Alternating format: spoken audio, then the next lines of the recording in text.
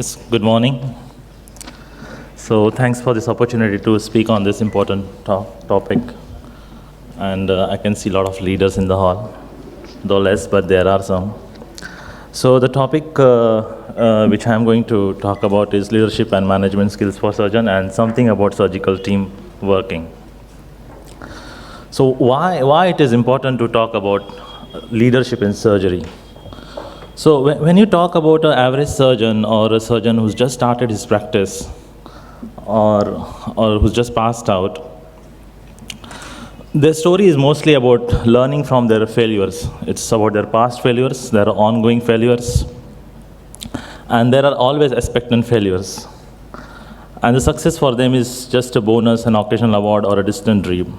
But no one told them about this, that it's about excelling in your failures and about getting the non-technical soft skill which makes you a better surgeon. So these are the places where I was trained. The top 3 places are India, where I got a lot of my technical skills, and I was technically a very good surgeon, I thought when I finished.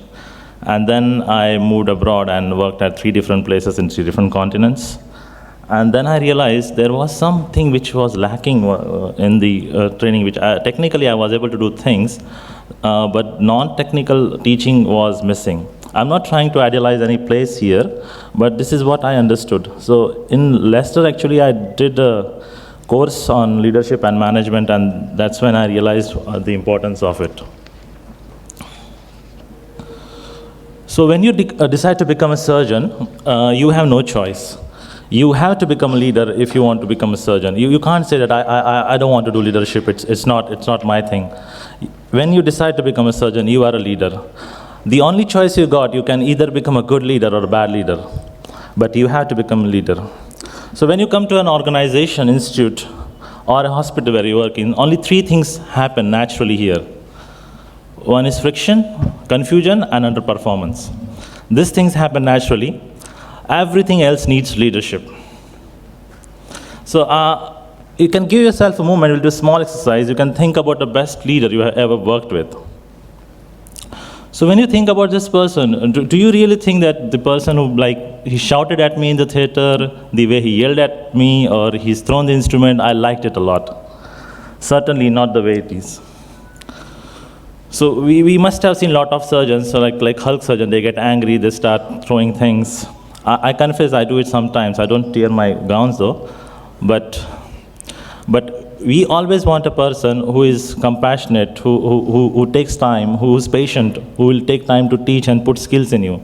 So that is the thing which we need to realize.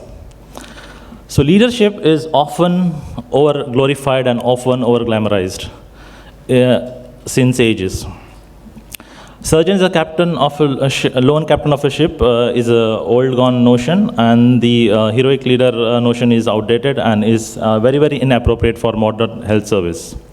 Safe and effective surgery is team-based, and accountability and empowerment has to be distributed across the stream and not only invested in one person. So what exactly is this leadership? Leadership is just to influence. I already said it can be a bad influence or a good influence, but nothing else. And this very important thing, if you see, effective leaders create an environment in which talented people feel safe to take risks. We all know that it's not formally taught at any level in surgical training. There are no mandatory training, leadership courses or qualifications for trainees or specialists, and their performance on leadership is rarely evaluated. Leadership in surgery entails professionalism, technical competence, motivation, innovation, teamwork, communication skills, decision making, of course, business acumen, and the important thing which I would like to highlight is emotional competence, which we usually don't talk about. So what exactly is this emotional intelligence? There are 4 components, and we all as a surgeons, it's very important for us to be aware about emotional intelligence, which will definitely help us becoming good surgeons. Most important part of it is self-awareness. You need to constantly self-assess yourself, that where you stand, how you perform, what is your own image in front of you, and then you should also have confidence about learning from your mistakes. So self-assessment, self-confidence is in self-awareness. Then second thing comes to self-regulation, where you should have emotional control when the situations or the surroundings are not the way you want, but you should keep your emotions control and behave appropriately the way a leader or a surgical leader is supposed to do. The leader should be trustworthy, and you should be adaptable to a changing situation. If you are getting a new job or you are facing a new situation, adaptability is the key in learning this thing, and you should take initiative. Social awareness is you should have empathy, service orientation, and have organizational insight. And the last thing is social skill, which is very important, where you invest your time in developing others' talent, you effectively communicate, you do conflict management, and of course teamwork. So this is the traditional leadership in surgery, which we have seen since ages. It's more of hierarchy, it's tyrannical, it's intimidating, it's fear-based, abusive, malignant, and inflexible, and most of the times intolerant. So we all have heard this, that you should never argue with the chief.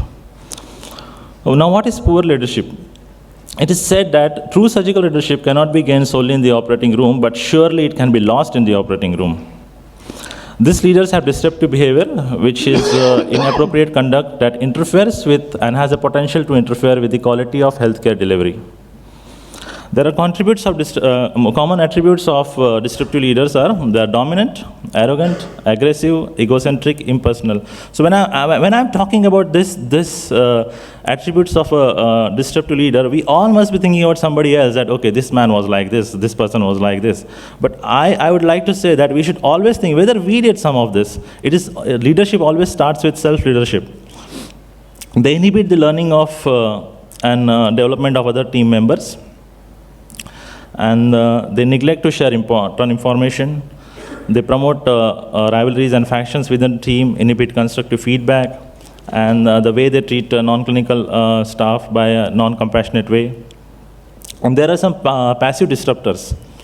For example, they persistent non-attending to important meetings, they refuse to abide by the decisions agreed by the team, they undermine colleagues by criticizing them in public, they refuse to delegate and failure to carry out proper handovers. This is called as passive disruption. Now, good surgical leaders act with integrity, are honest, open, consistent, are accessible, are open to challenge and feedback, they make decisions and are self-aware. I told about self-awareness, and are mindful of their impact on others.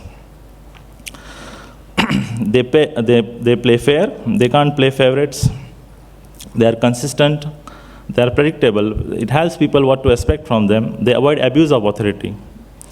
They seek input from the other members, they spread authority, they don't act as I said, as a lone captain of a ship, they treat other people with respect, they don't dictate, and they challenge other team members. The most important thing what a good surgical leader will have is the patience. It's very important for us to understand that not everyone has our agenda, goals, or motivation. That doesn't mean that what they think is not important and they are not important part of the team, and that doesn't mean that they are wrong. So patience is something you admire the driver behind you, but not in the one ahead. It's very important for a good leader to have a sense of humor. It's not like you should not take yourself and the world too seriously, and we all know that a smiling, cheerful leader wins more cooperation than a grim and a gloomy one. So Dee Hock, the founder of Visa, has said that the best leadership starts with self-leadership, and you should invest at least 40% of your time in self-leadership. Leaders make hard decisions, and they take responsibility of the decision which no one else wants to make. Sorry. So the ultimate test of leadership is how well the team is doing when the leader is not present. So it is said that a sign of a good leader is not how many followers he's got or she's got, but how many leaders he's created. So we always talk about leadership and management together, but these two things are different. A leader is one who focuses on goal, and the manager is focuses on the task. Leader will sell things, manager will tell things. Leaders are about taking risk, management is about minimizing risk, and so on. So there's a gross difference. They're trying to accomplish a common goal, mobilize resources, and explain vision. So what's the difference here? So this comes to this second part of my talk, which is about teamwork. We all think that we work in a team, but mostly we are actually working as a group. It's not a team. So there's a gross difference between team and a group. In a team, decision is made by consensus. Group decisions are often not made. Disagreements are examined and resolved in a team. They are usually unresolved. Objectives are well understood in a team. Objectives are not at all agreed in a group. All members contribute to idea. In a group, personal feelings are hidden and only a so-called leader is sort of commanding. Self-examination of how to grow and function occurs frequently in a team. I'll just rush through the thing. So, can leadership be taught? There are a lot of online courses and there are university courses. I have done my course in University of Leicester. This is a four-tier course. And then you can do it by mentoring, 360-degree feedback. So it is important and it can be assessed as well. So there are Royal College courses. There's a booklet published by Royal College of Surgeons. And this is the way you can train leaders by putting it in their curriculum, by experience and assessing, and constructive feedback is very important. So there are some myths and evidence of good leadership. So people say leaders are born, not made. Leadership skills can be taught, which is true, and learned. The ideal personality type that makes best kind of, this is the myth. So it says that personality does not itself prevent anyone from being a leader. A consultant surgeon is in charge and should not be challenged. A good surgical leader is the one who encourages challenge and responds constructively. Conflict is destructive and a good leader should discourage it. This is a myth again. Healthy teams can handle differences in opinion and constructive conflict can boost creativity. Sometimes a leader should shout at the staff to make sure things are done. So this I have done myself also, and I'm reflecting on the thing that shouting and losing your temper is very unprofessional, and it can cause impatience on the receiving end. The most senior surgeon will be the best leader. So seniority brings experience and gravitas, but not necessarily good leadership skills. Errors are unacceptable in the team. So we should understand to err is human, and leaders must feel safe for teams to identify and talk about the errors. My time is just running out, so I'll just come to the conclusion now. So you must become a leader to practice surgery successfully.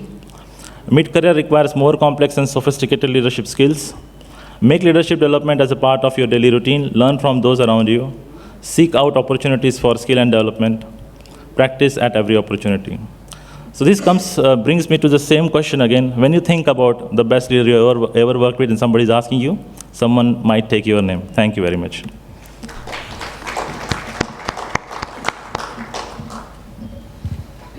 Thank you. That was a very wonderful talk. Hello. Thanks. It was a very wonderful talk. I really appreciate for you broaching on something not usually spoken about. My only observation is all of us look at this as a clear-cut black and white when it is not existing that way. There's a lot of shades of gray. In what we think as negative qualities in others, some traits may be in us also. High time that we introspect, like you said, to see if we have some of them to get rid. House is open for discussion. Kumar sir.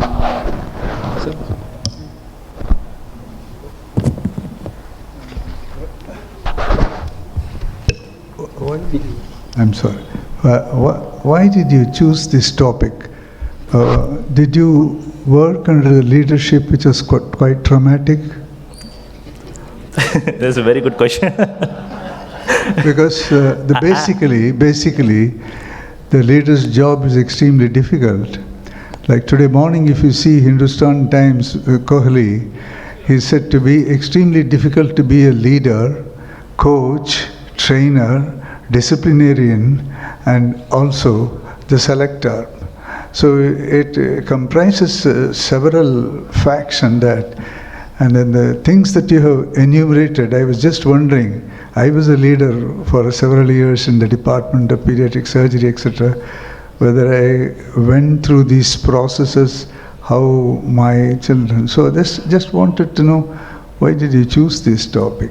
This is a very good question. As I said, I started with a story of an average surgeon, which was my story actually.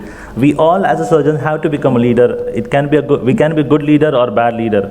And during the course of this learning surgery, we always see good and bad people, and we always get influenced by them. That is a good influence or a bad influence. So of course I have seen good leaders, bad leaders, like good teachers, bad teachers. And I thought that this is very important to make my colleagues, unfortunately not of many junior colleagues are here, it's very important for them. So the thing is, we need to be aware about what we are doing and what we are gaining from others. That awareness is not at all taught during our any surgical training.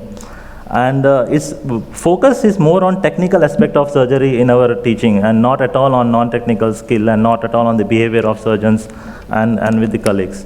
So that is the reason I chose this talk. Thank you. I request the chairpersons to felicitate Dr. Kirti with a memento. Sir, senior persons.